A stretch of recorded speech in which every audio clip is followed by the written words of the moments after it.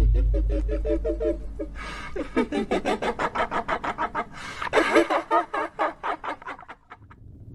few years back, when I had my own place out in a quiet area, I wasn't used to having people knock on my door. One morning, while sipping my coffee, my doorbell rang. This was unexpected for me, so I slowly got up and peeked out the window to see who it was. There was a man outside, and he looked like someone who went from house to house trying to sell things. He wore a regular jacket and had some papers and a pen with him. When he saw me looking, he smiled and waved. I thought to myself that I'd just politely let him know I wasn't looking to buy anything. When I opened the door, the man said hello and mentioned how nice my place looked. I thanked him, but quickly added that I wasn't looking to buy whatever he was selling. But then, out of nowhere, 3 other men popped out from a corner of my house that I hadn't seen. They all quickly began running towards my door. I tried my best to shut the door fast, but the first man blocked it, and before I could react, all 4 of them were inside with me. Suddenly I was grabbed, and one of them sternly told me they were there for some of my stuff. They said if I had things that they liked, they wouldn't hurt me. I was really scared. My house had some precious items, but I had no clue what these guys were after. More than anything, I wanted to find a way to escape. One man started to drag me down the hallway, holding my arm really tight. The others went in different directions, probably searching the place. But then an idea hit me. It was risky, but I was pumped with fear and adrenaline. As we walked past the bathroom, I quickly pulled away with all my strength and managed to free myself. Without wasting a second, I dashed into the bathroom, shut the door behind me, and turned the lock. When I locked myself in the bathroom, the big man outside seemed a bit shocked by my quick thinking. I could hear him banging on the door, trying to force his way in. Knowing that he was quite strong, I believed he'd get through the door eventually. Without wasting any more time, I hurried to open the bathroom window. It wasn't easy, and it felt like minutes before I finally got it open. With a bit of effort, I squeezed myself out of the window and found myself outside, free for the moment. Without thinking twice, I started running towards my next-door neighbor's house, hoping they were home. As I sprinted, I could hear footsteps behind me, and I was sure one of the bad guys had seen me and was chasing me. But there was no way I was going to look back and check. Finally, out of breath, I reached my neighbor's front door. I knocked hard, repeatedly, hoping someone would open quickly. While waiting, I glanced over my shoulder but didn't spot anyone chasing me. After what felt like forever, my neighbor, Mrs. Margaret, opened her door. I quickly explained the situation, and she pulled me inside. Together, we called the police. By the time the police arrived, the men had disappeared. I went back to check on my house and found it in a terrible state. They hadn't really taken much, but they'd made a mess, breaking things and turning everything upside down. I was grateful for insurance, but more than anything, I was just relieved I was safe and unharmed.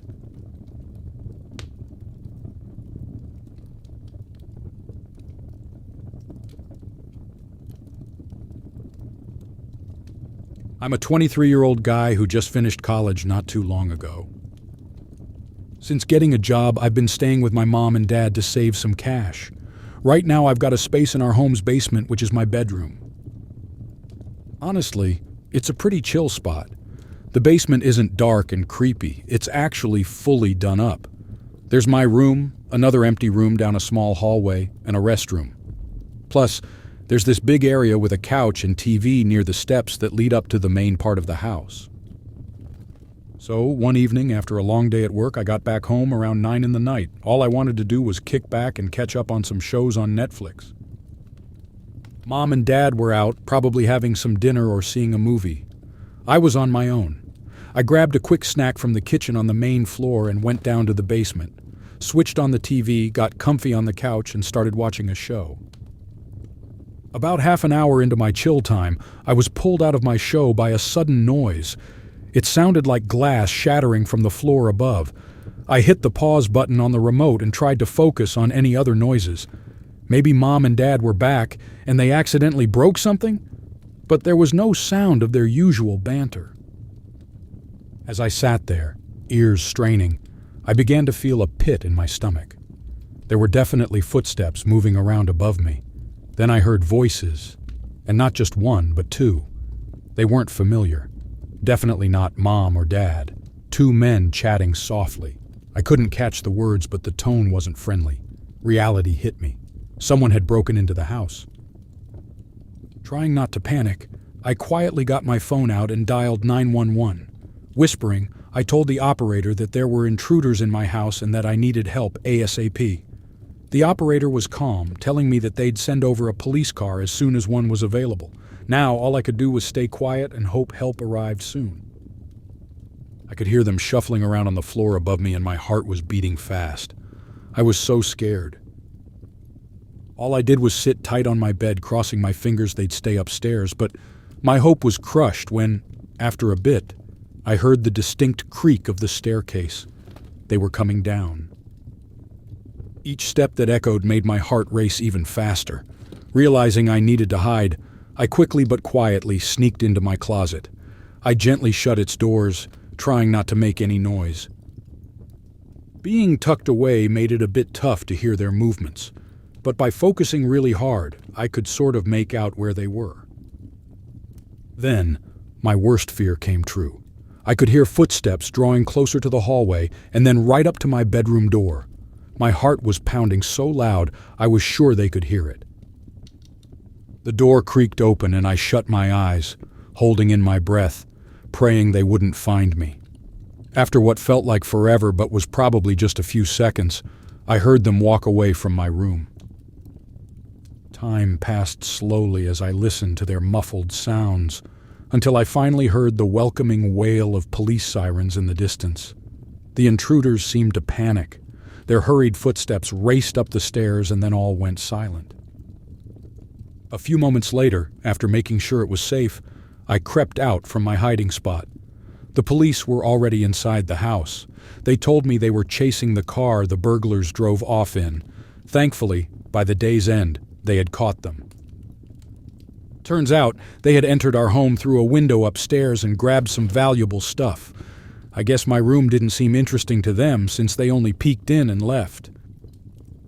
When my parents returned, they were shocked to hear what had happened. But above everything, they were just thankful that I was safe.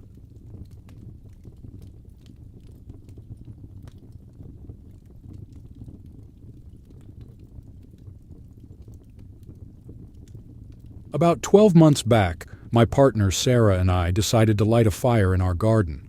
We invited a couple of our close buddies, Tom and Jane, to come over and enjoy the warm fire with us. We loved to gather around and share stories, especially on chilly nights. Every now and then, especially when the weather was just right, this little fire gathering would be our simple weekend treat. The crackling of the wood and the stars above made these nights very special. The night was getting darker and colder, so after a while, Tom and Jane said their goodbyes, leaving Sarah and me to finish up. We made sure the fire was out properly because we always wanted to be safe. After ensuring everything was all right, we headed back into our cozy home. I was super tired that night.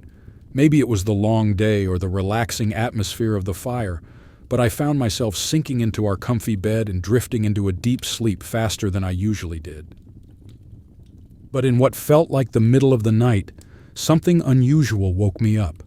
I was disoriented at first, rubbing my eyes and trying to figure out the source of the disturbance. I sat up straight, trying to listen. For a few moments, there was just silence.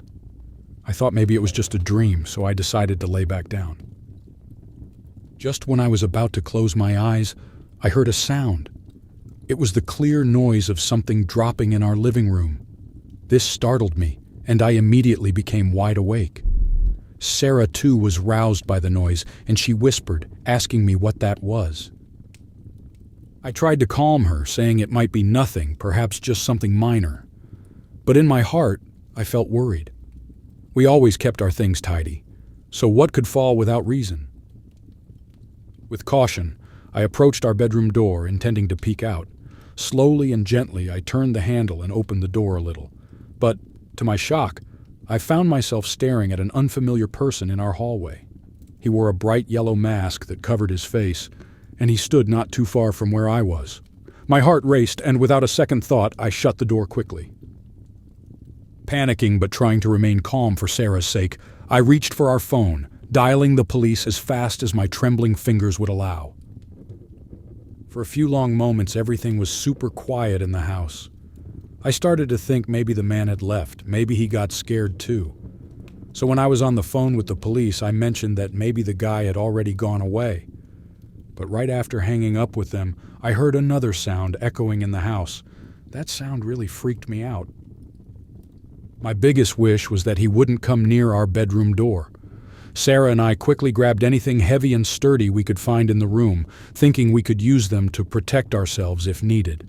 We waited, with bated breath, for what felt like hours, listening intently for any sound. Even though we could hear the man moving around in the house, thankfully he didn't seem to be getting closer to our room. Finally, after what felt like forever, we saw the bright, flashing lights from the police cars outside our window. We could hear the police officers coming into the house, and soon they reached our bedroom. I really thought they'd have the guy with them, but to my surprise, they asked if we knew where he might have gone. I pointed them to the living room since that's where I had heard the last noises from. The police officers did a complete search, checking every corner and every room of our house, but they couldn't find him. The mysterious man had vanished. Then it dawned on me. After our evening fire, I'd forgotten to lock the back door. It seems that was how the intruder entered our home, and it's likely he left the same way. The most unsettling part? He hadn't taken anything. It makes me wonder what he was really there for, and the thought of him still being out there is super scary.